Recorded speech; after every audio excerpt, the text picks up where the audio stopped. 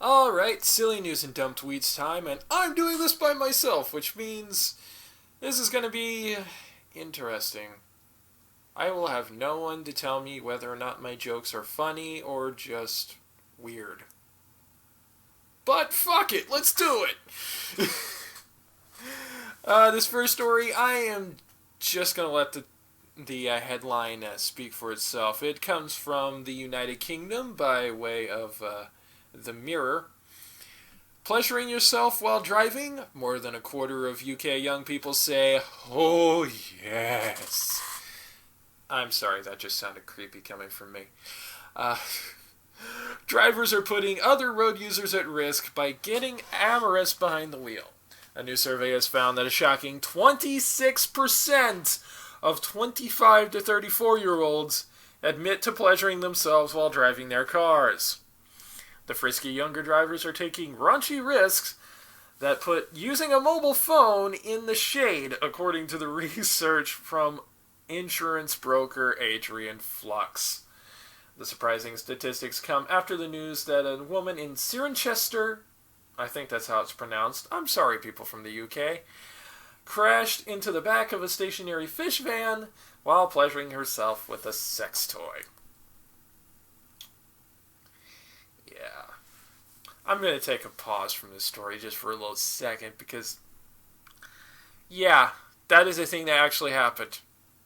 A woman ran into the back of a vehicle because she was far too busy, how shall I put this, fiddling with the radio dial, if you know what I mean.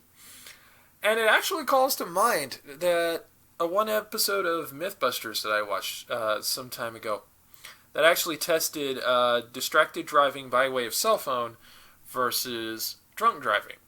And their findings were that cell phones are just as dangerous as being drunk while you're driving. The difference with distractions is you can stop being distracted. Same logic applies here. I don't care how horny you think you are. I don't care how hot you are, how hot your other person is. The only shifting stick that you should be fiddling with in your car is the one that changes gears. And the only knobs that you should be turning are the ones to the actual radio or the actual AC or, in case of rain, to your windshield wipers.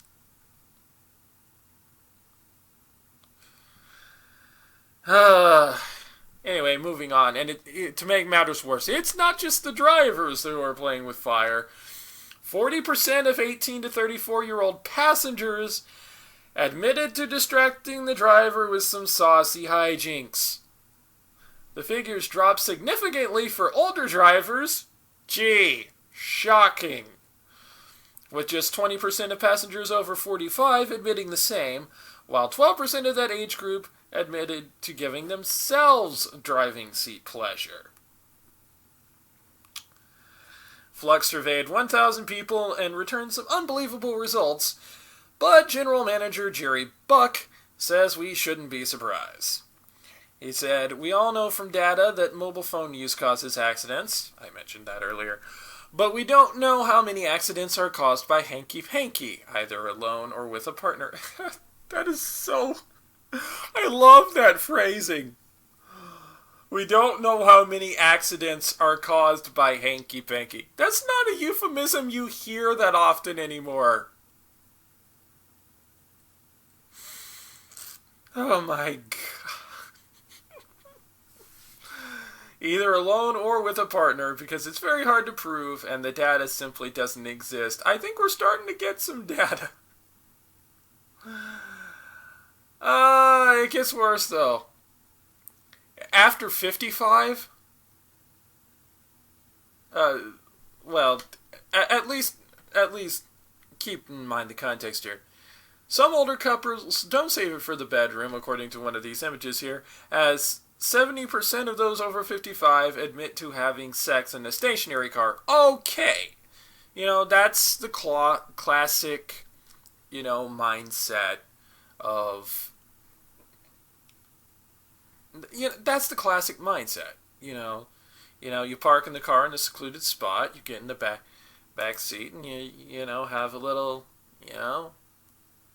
fun in your car.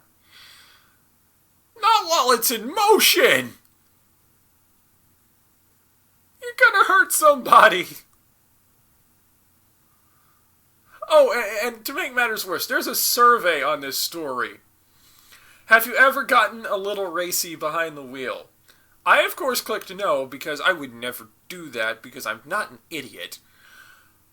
But apparently 55% of the people who took the survey clicked yes.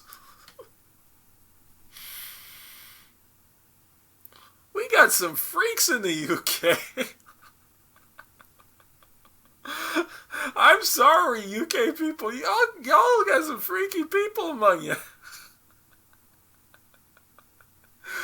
Oh my god. Oh, let's move on. This one comes from Colorado. Grizzly bear breaks into a bakery and chomps its way through 38 pies. A hungry grizzly mounted a daring raid on a bakery, wolfing down 38 pies in the process. The burglaring bear, that's a hard phrase to say, stole in the middle of the night and chomped its way through 24 cherry and 14 apple pies, even taking 2 with it for a snack later on. With the stealth of a covert agent, the eager Ursine broke in through a window. I love this writer. Then enjoyed a midnight feast in the only corner of the room not covered by security cameras, thus remaining unrecorded. But the bear was a fussy eater. It left the strawberry and rhubarb pies completely untouched. Hey, boo-boo, let's not eat the rhubarb bear. Let's not eat the rhubarb pies. Hey, boo-boo. Oh my god. Boo-boo, I've had tired of raiding picnic baskets. Why don't we go straight to the source?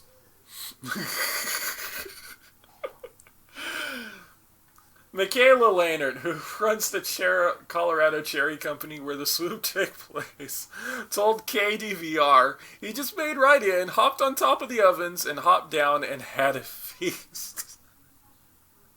Well, and a little later down, bear raids in Colorado are increasingly common, including one intelligent creature who broke into a chocolate shop in the state. Who knew bears had sweet tooths? Who knew? Who knew that bears had a taste for sugar just like humans? Oh my gosh. That's incredible. Alright, gotta keep this moving along here. Man wins the World Championship in French Scrabble without understanding a word of French. This one comes from the way of the Huffington Post. New Zealander Nigel Richards can't speak much French beyond bonjour, but that didn't stop the Scrabble mastermind from winning the word game's French language world championship on Monday. Richards, 48, defeated a French-speaking competitor from Gabon during the final round of the tournament in Louvain, Belgium, The Guardian reported. He'd memorized the entire French Scrabble dictionary in only 9 weeks, though the words mean nothing to him. And apparently this is kind of his thing. He doesn't bother learning words. He's a numbers guy, pretty much. Yeah, he has an eidetic memory, I guess. So he remembered the patterns of all these various different words, but not the meaning, because it never knew the meaning. So, still an amazing accomplishment, though. Very amazing accomplishment. I don't have that good of a memory. Not by a long shot. Alright, last story. This one comes from my neck of the woods. Oklahoma. Several admit to kissing and cuddling poultry after salmonella outbreak. A salmonella outbreak prompted the Centers for Disease Control and Prevention to issue a warning about backyard poultry. More than 180 people have fallen ill with salmonella in the U.S. in recent weeks, including one person in Oklahoma. According to the CDC, many of the people who got sick let live poultry into their homes. Quote Dr. Rod Hall, Oklahoma Department of Agriculture state veterinarian, "We've heard stories of people who have their chickens house-trained and their pot-bellied pigs house-trained, and I'm sure they can do that, but it is a risk they're taking." End quote. The CDC also reported several infected people admitted to kissing or cuddling live poultry. Okay. Oh my God. You know, if you want to have chickens as pets, okay. Just know that if you kiss a lot of cock, you might get a disease. That sounded better in my head.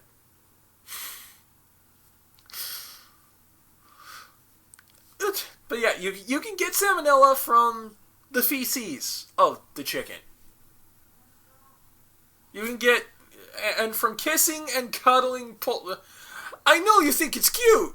I know you think that chickens are cute. You know what I think is cute about chickens? When they are fried up with breading and oil and put on my plate for me to eat. That's cute. That's a cute chicken to me. And live baby chicks, but yeah, to me the cutest chicken is the one that's on my dinner plate being ready to eat, preferably not in a raw state.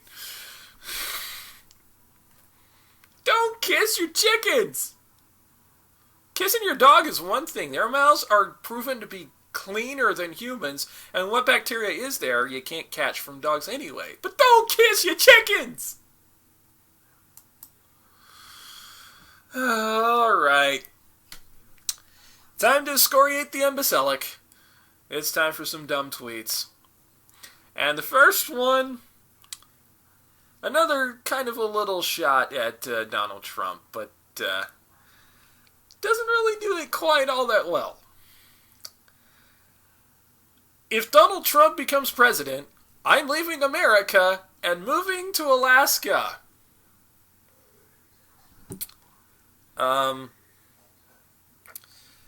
Might have been accurate if it weren't for the fact that this is 2015 and not 1958.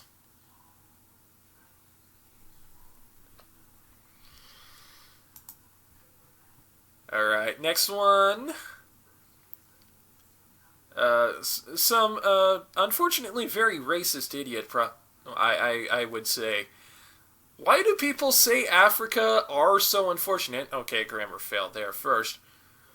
Why do people say Africa are so unfortunate? They have chocolate rivers, and it shows a picture of a kid drinking water from one very, very brown river. You know what, dude? Go on. Go to Africa. Find one of these chocolate rivers. Take a nice big old drink of one.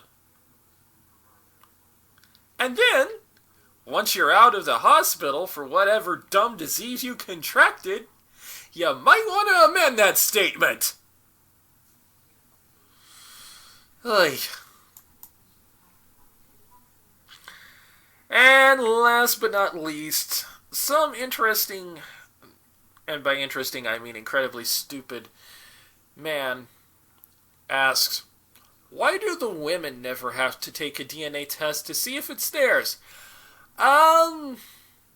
Pretty sure they'd know.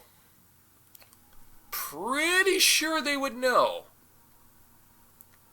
Something tells me that a woman would be definitely sure that a child is theirs. I'm pretty sure they would have to, be there for the birth. It's kind of how things work. You might want to go back and, retake sex ed there, dude. Alright, that's silly news and dumb tweets for this week. Coming up next, video game segment, and I've got another video game review for you. So, catch you then. Like what you're hearing? Well, feel free to subscribe to us and get new videos as they're released. And be sure to like and share this video, and go over to facebook.com/casualmodepodcast and give us a like. Thanks.